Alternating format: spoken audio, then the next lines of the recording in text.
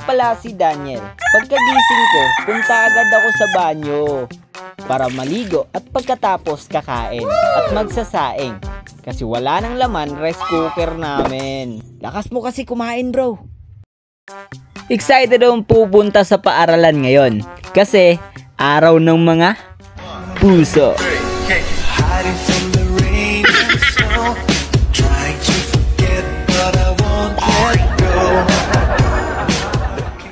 Charot. Araw ng mga guro.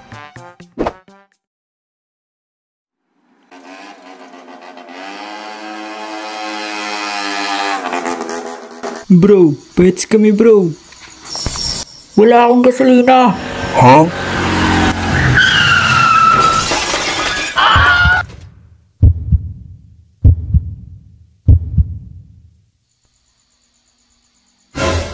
Hi. So, ito na nga nangyari sa akin. Ayaw ko kasi magpa-hits. So, okay lang. Laki na ng mga black eye ko. Di na siguro ako pupunta sa eskwelahan. Mahihiya na ako sa crush ko nito. Huh? Charot. So, ang totoo lang, andito ako upang mag-narrator lang sana. May papakita lang sana akong special video animation ngayon patungkol sa maligayang araw ng mga guro. Andun ako pero iba lang yung gagamitin kong muka. Hindi ko na gagamitin to. Yan, tignan nyo yung nangyari sa akin. Ayaw kasi magpa-hits. Pero may papakita na tayo. Hindi na natin to patatagalin. Papakita na natin yung special animation. Let's go!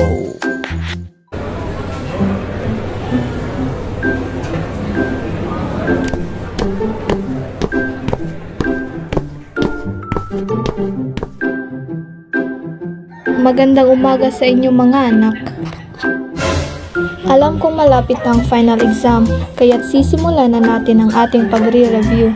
Pero bago iyon, gusto ko munang makausap kayo. Hi! Ano na naman kaya yung sasabihin ni ma'am? Lagi na lang puro pangaral? Baka may mahalaga lang sasabihin si Ma'am Cardo.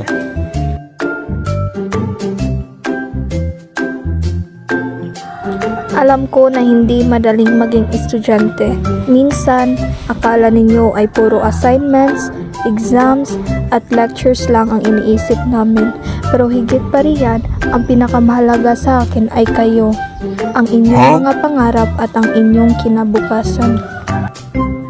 Yan na nga yung sinasabi ko. Advice na naman ng advice si ma'am.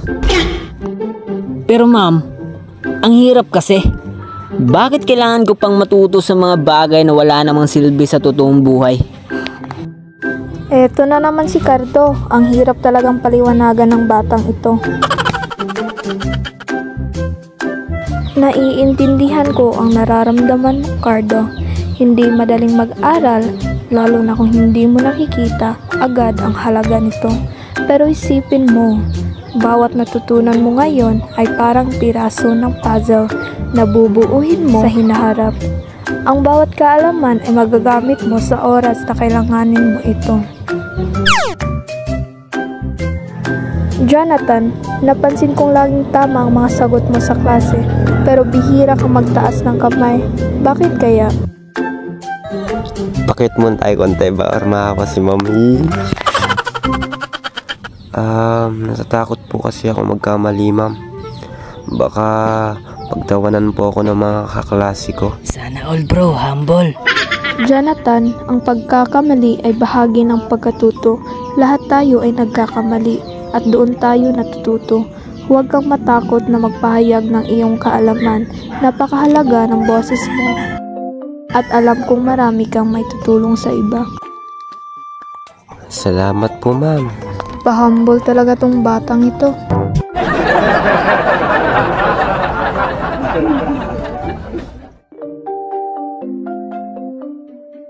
Daniel, napansin kong tahimik ka na lang palagi.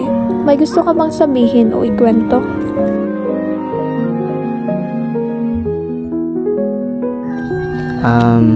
Ma'am, ang totoo po, may problema po kami sa bahay. Hirap po kami sa pera. At iniisip ko po kung makakapag-aral pa ako sa susunod na taon. Nagdadrama na naman si Daniel, bro.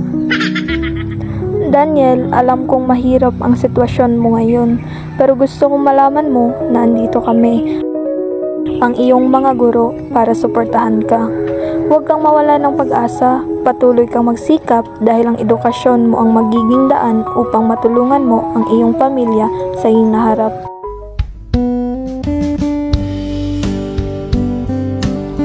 Salamat po, ma'am. Hindi ko po kayo bibiguin.